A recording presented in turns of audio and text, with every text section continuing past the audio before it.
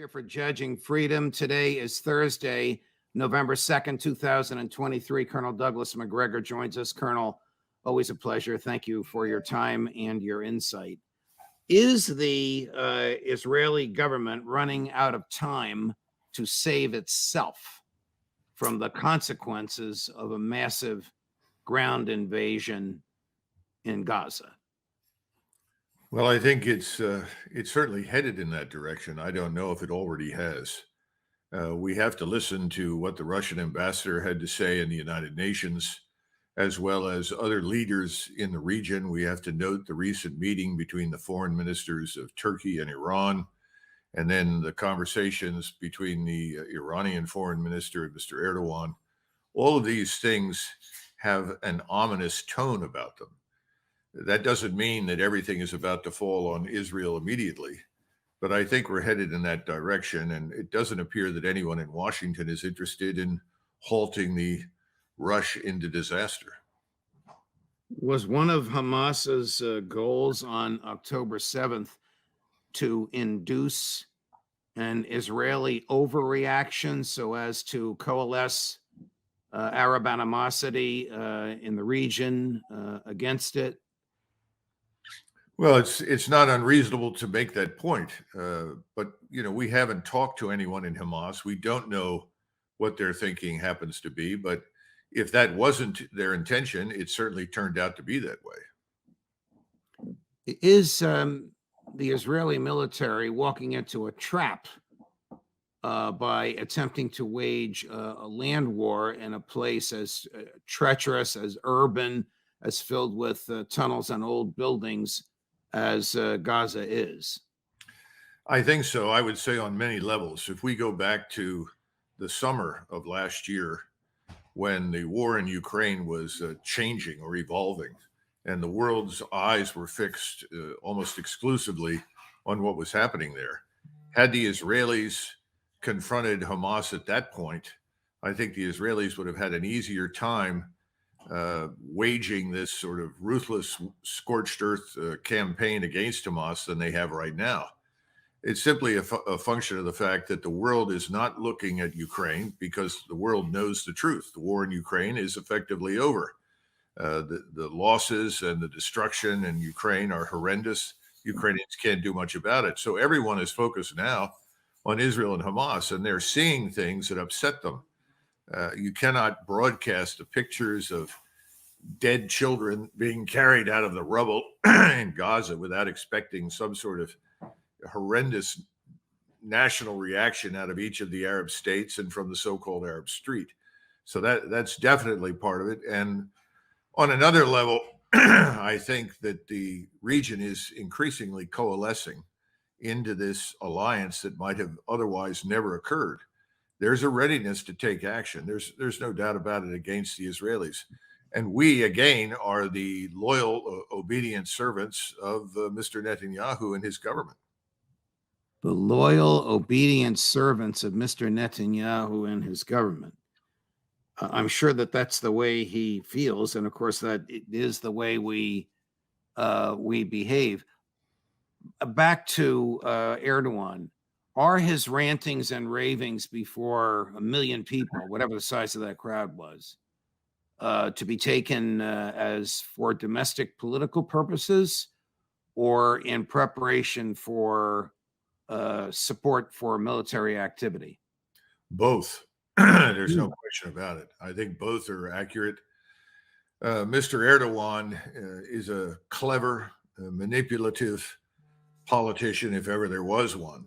But he's also a very powerful nationalist in the Turkish sense and widely respected inside his country, if for nothing else, his strength in leading Turkey. In fact, you could say that in many ways, he's regarded by many of the Turks in this sense as a strong leader, the way many Israelis regarded Mr. Netanyahu. So I think he's deadly serious. And for the Turks to hold these meetings with the Iranians in public, they've always had meetings privately from time to time, but for these meetings to be so public is a very, very important signal to the world. Why do you think that Prime Minister Netanyahu doesn't take note of this, or if he takes note of it, isn't acting upon it. I mean, my view is that his situation politically at home is so precarious. He only stays in office for as long as the war is being waged. And the minute the war is over, he's out of office and maybe out of freedom. But I would think if Iran and Turkey are cooking something up, and with Erdogan riling up the masses, Netanyahu ought to take note of it and perhaps do something like pull the troops back or let humanitarian aid in. So my question is, if there's a ceasefire, who wins or who's perceived as winning? You know, I don't know that there will be any winners if there is an immediate ceasefire. In other words, something happens right away. It'll take time to sort out, but I think whatever happens will work to Israel's disadvantage strategically. And I think Mr. Netanyahu, and by the way, I haven't met him. I don't know him. I've read other people's assessments, but I can't evaluate him personally. But I think that he is a ferocious fighter for Israel. There's no question about that. But I also think he's got us in a position where I think he believes this is the time to leverage American national power to try and settle accounts, if he can do it, with his neighbors. And he is focused on that almost to the exclusion of everything else.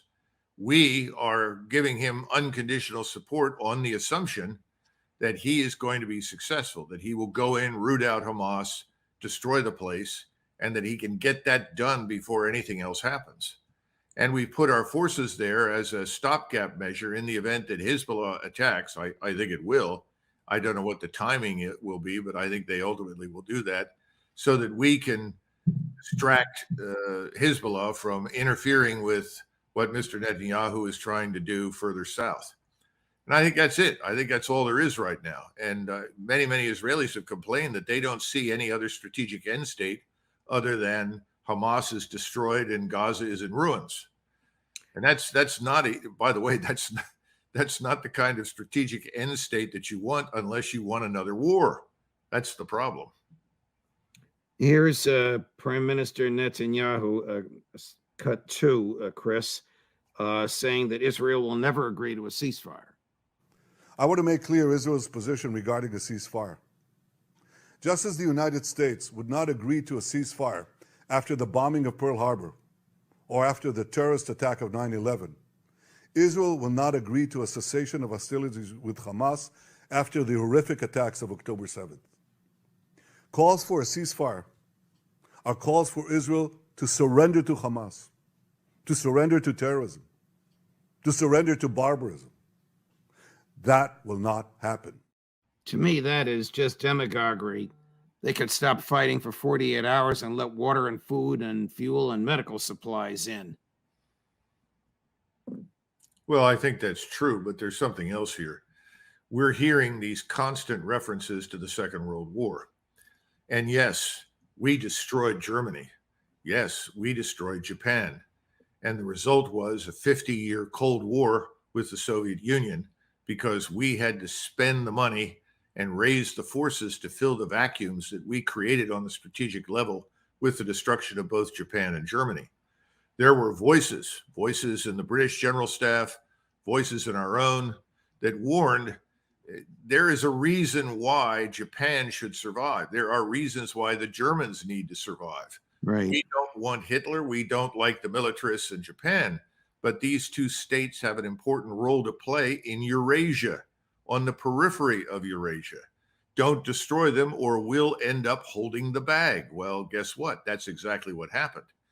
Now, Mr. Netanyahu is taking these things and he really wants us to help him do to his enemies in the region what we did to Japan, even if it requires the use of a weapon of mass destruction.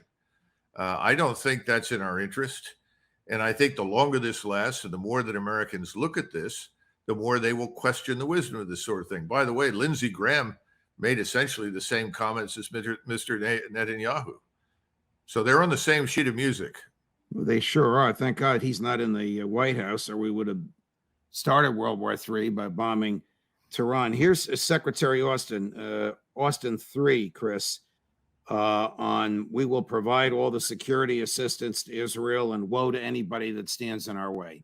We're flowing security assistance into Israel at the speed of war. We're providing air defense capabilities, precision-guided munitions, small-diameter bombs, and other key equipment, including more interceptors for the life-saving Iron Dome system.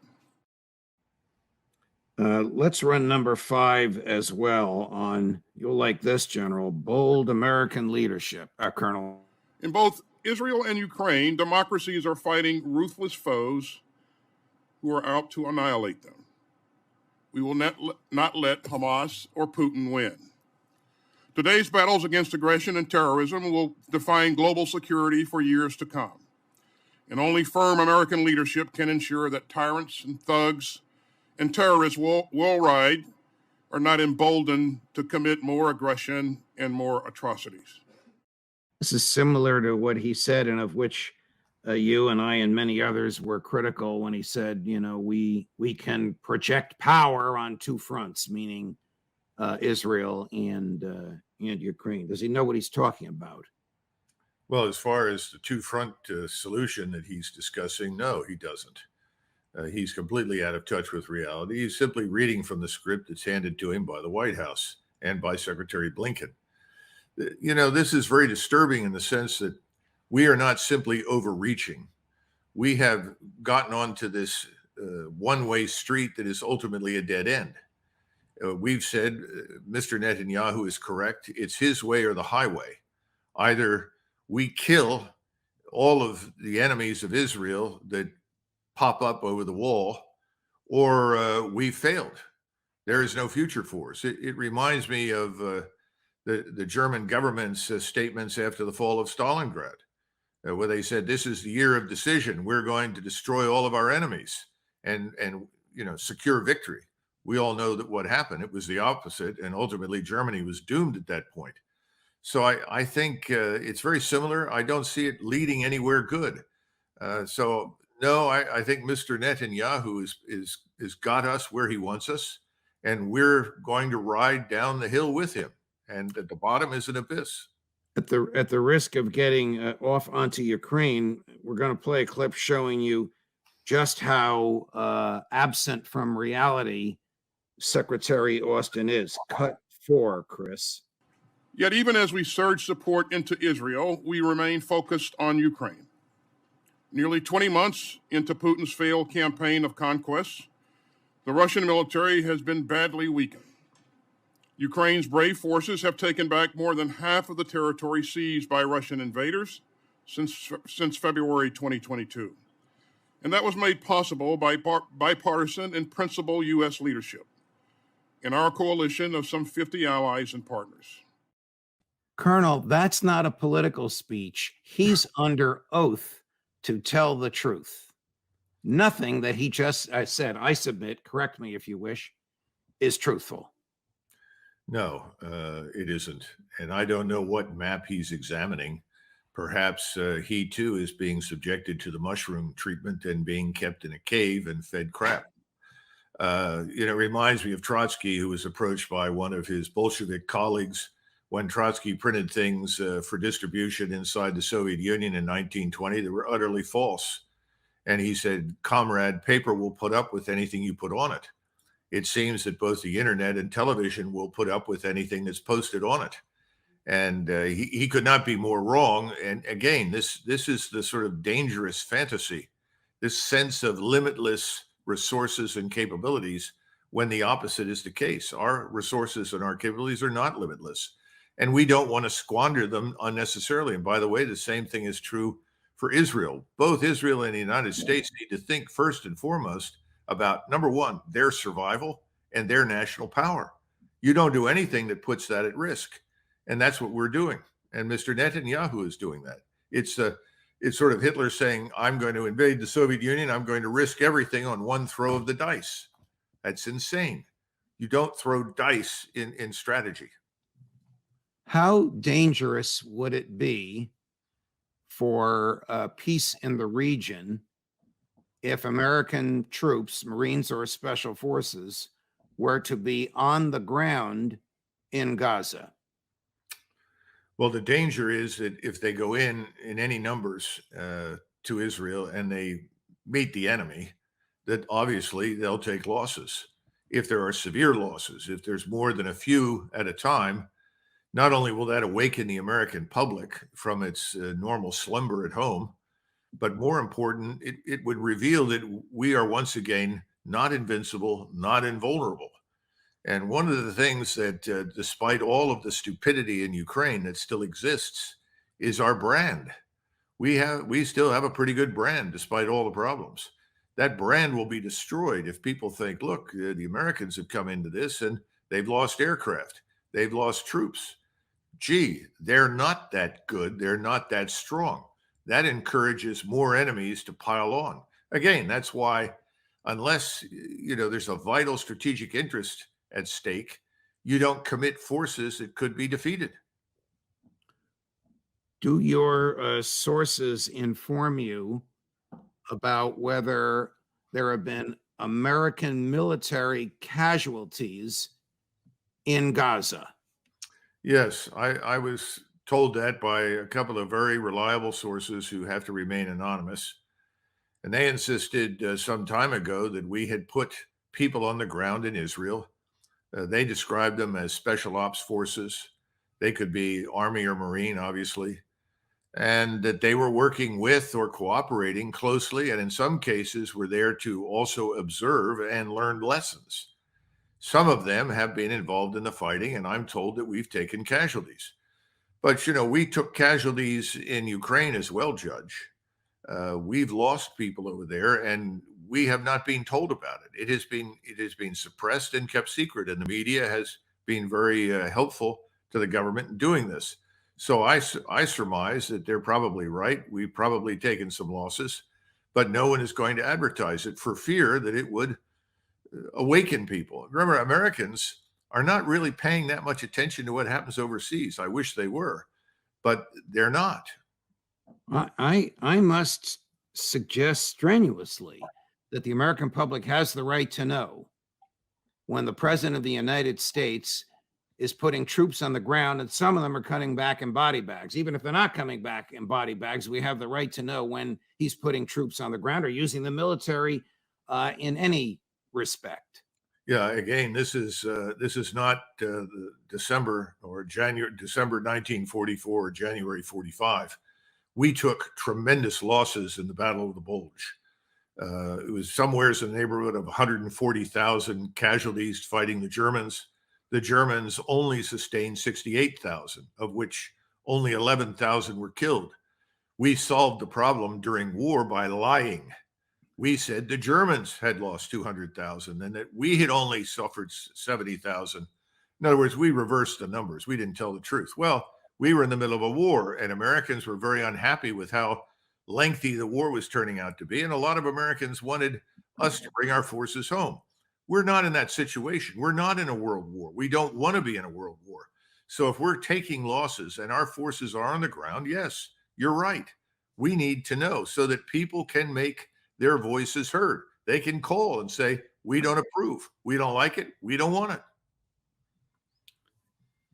Well, if we're in Netanyahu's pocket and he wants troops there and doesn't want the world to know about it, I suppose old Joe Biden will try and keep it secret.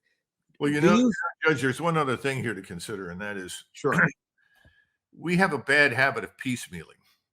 If you're going to commit your military power to a specific objective in support, for instance, of Israel, go to the American people, make the case and say, in order to ensure Israel's long-term survival and security, strategically, I am committing the power of the United States to defeat Israel's enemies. We're not doing that, though. We're sitting on the margins. We're playing a game. We're misinforming the American people. We're pretending that we can do more than we can do. In other words, either come clean, tell the truth, and commit, or don't. But this halfway house is dangerous for the reasons that I outlined. The news slips out, it leaks out, we find out, and people are angry and say, why are you doing this? Can Israel defeat Hamas? I don't think that Hamas can be systematically erased. look, half the leadership is not even in Gaza. So you can fight and eventually kill most of the fighters, of which there are maybe 30 or 40,000 left, I suspect, up in the city itself. It's going to be long and tiresome. It's going to cost casualties. It's going to cost a lot of time. But yeah, I think it can probably be done, provided you don't care about the losses that are taken by non-combatants. And I think it's important that people like Lindsey Graham and Mr. Netanyahu tend to regard anyone who is in the vicinity of the Hamas fighters as effectively combatants. So if you're there, you shouldn't be there. That's why you're being killed. I don't think that's a good solution in today's world. I don't think it's something they'll get away with, but I mean, that's obviously the attitude. So they dropped 6 bombs on a refugee camp to kill one Hamas leader, and they killed between 200 and 300 hopeless, helpless, homeless refugees, and claimed that was consistent with the laws of war, that the refugees were collateral damage. I don't think any rational person, other than those blinded by ideology, fear, rage, whatever emotion you want to take into account, could make that argument, accept that argument. Churchill made that argument to justify the bombings of Dresden. Right. It's not a new phenomenon. And for Churchill, it was total war with Germany and didn't give a damn what that ultimately meant until it was too late, by the way. And Mr. Netanyahu is taking the same position. I don't buy that. And the problem that I have with it is that no one is stating why it is in our interest for the United States to apply its power, prestige, and influence to kill all of Israel's enemies, because Hamas is not the only enemy. And as each day passes, as we started discussing this, the enemies are multiplying. Chris, run the clip, please, of Alistair Crook. I would like the Colonel's comments on it. We both know Alistair. Here's what he told me just 2 days ago. You have written recently, and you're correct, it seems as though in one day of activity by Hamas on October 7th of this year, the Israeli social compact with the Jewish people who live in Israel and the Israeli myth of security and invincibility have been shattered. Have those shatterings been irretrievable, irreparable? It would seem probably so. An Israeli journalist who we know, very reputable one, was up in the north. And he went to Kiryat Shimona, which is a big town on the borders with Lebanon up in the north. 20,000 population, but empty, deserted. He went to the kibbutz in the north, and across the north, he said there's not a soul. It's completely deserted up in the north. There's just barriers and a few religious soldiers. And there was one old woman who was paralyzed and couldn't move. And she was the only person he found in the whole northern territories of Israel. And he said very clearly, these people, they said to him, we don't trust the government. We don't trust the army. We just do not trust the government at all. We can't come back. Think that view is shared by most Israelis towards Prime Minister Netanyahu and his extremist government? I think the majority of Israelis, whatever that majority is, that's perhaps 60%, perhaps it's 55%. That majority feels that what Mr. Netanyahu is doing is both justified and necessary. So I don't think the Israelis have lost complete confidence in the government. What always is amazing to me is how we routinely lie to the American people. When I say we, I'm talking about Washington, about a whole range of things. And the American people tend to be very forgiving. 6 weeks later, they're listening with great attention to what comes out of the Pentagon or the White House, and they're believing it, which is very strange to me. So I don't think it's completely gone. The other thing to keep in mind is that the Israeli settlers who are up in northern Israel, and I shouldn't say settlers, I would simply say inhabitants, they're citizens, they live there, as well as down in southern Israel, have of necessity been evacuated. They've left because the Israelis fully expect a full-scale war in the north as well as in the south. Can they fight two wars at the same time, or will that draw American troops in there? Well, I think we'll see when American air power is employed, because when Hezbollah attacks, we will undoubtedly commit American air power from the fleet. And I don't know how effective it's going to be. I don't know what the level of capability is in the region, specifically with regard to air and missile defense. I know that the Russians have some very good systems there that have performed well in Ukraine. What I don't know is whether or not they have been moved or will be made available to protect Hezbollah. And again, what happens when Hezbollah is attacked?